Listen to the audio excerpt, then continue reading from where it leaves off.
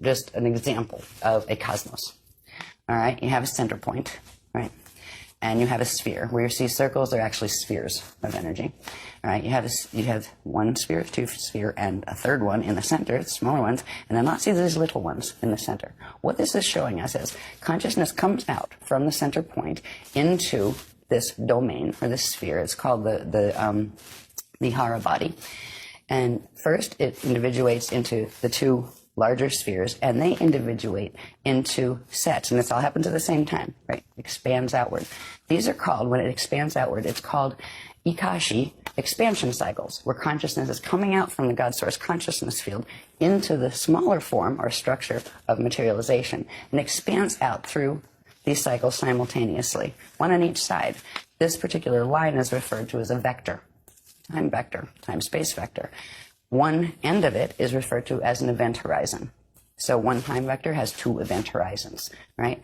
Now, here you have a core, here you have an inner, here you have a middle, and here you have an outer domain on each side. Reality fields take place within all of those. So it's not just that there are numerous reality fields. You have ones in the outer bands, you have ones in the middle, inner, and core bands. The process of coming into existence is expanding out through experiential cycles within the Akashic expansion cycle till you get to this point. When you get to this point, now you'll see in this next graph, these are actually time cycles with names. They're called yugas. And when you get to this, which is called the Kali Yuga, there are several options. And one of the options, which is the natural evolutionary process, which is ascension. That is the natural process by which eternal life beings, and everybody started as eternal life beings, would naturally undergo. After you expand out, get through the incarnational cycles here, and you would go through what is called a Christ star turnaround, all right, where you enter these little cycles behind. They're called the Adashi return cycles, where they're going back into source cycles. This is the process. When you expand out, at this point, if you were able to make this Christ star turnaround, your atoms will actually transfigure into eternal life light atoms. And at that point, whatever form you hold there becomes an eternal form that you can materialize and dematerialize at will. You become what's called an adept. And some people call them ascended masters, but that term is terribly abused on this planet, so the Guardians do not like to use it. But the Adashi Adepts are the ones who have made it through that change, and they are now what are called Mashayahana individuals, which means they are eternal life, and they can manifest, demanifest at will. When they go back through the cycles, go back into center, and they can actually rebirth as collectives, like as suns and those kind of things. It's an amazing process where a being that, say, is a small, like a human being, can actually evolve, re-evolve, to go back into the state of even being like a sun or a star.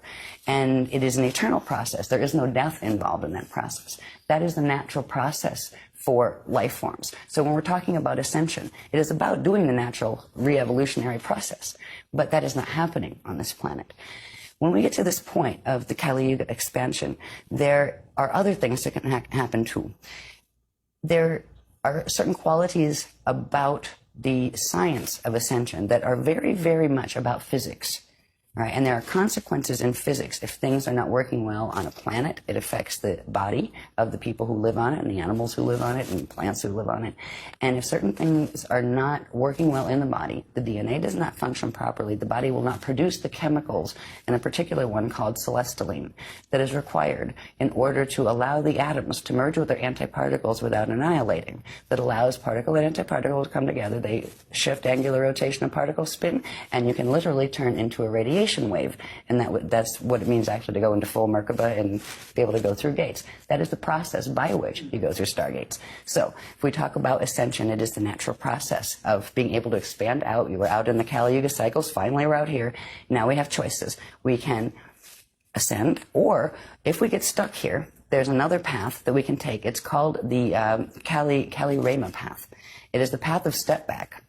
You can go back here to the stage before, and then have to rebirth out again into the cycles in the outer domain and it's almost like a restart. do it over again. So hopefully you fulfill all your ascension codes. Is what it's about. It's about activating your atoms to the point where they can fully transfigure.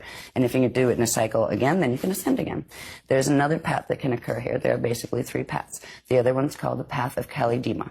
That is the path of fall. That is where you get stuck here. You can't step back and you can't go forward because of the choices you are making in your life that are affecting directly what your DNA can do, and what consciousness you're aligning yourself with affects the frequency that your body is able to carry.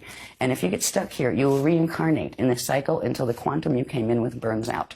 And then you will do what is called the space dust return, where ashes to ashes, dust to dust. You will come to a point where you don't have enough energy to reincarnate into another body, into another time cycle.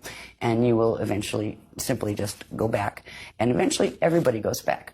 But if you go back in ascension, you go back whole. If you go back and step back, you can come back out and go back whole. But if you do the fall path, you do go back eventually as space dust, where your body dies and your consciousness can no longer hold together, and it fragments and just becomes part of the local environment. But the local environment at times goes through natural cycles that have to do with Stargate cycles and ascension cycles, where all these little time tracks pull in together and then come back out again. At that point, anything that gets stuck out here gets drawn back into the center. So this is why God's Source doesn't look at it as losing anyone in the fall path. It's the experience of you losing your connection with the universe that it's really about. So this, if you think of it as just an example of a cosmos, all right? You have a center point, right? And you have a sphere. Where you see circles, they're actually spheres.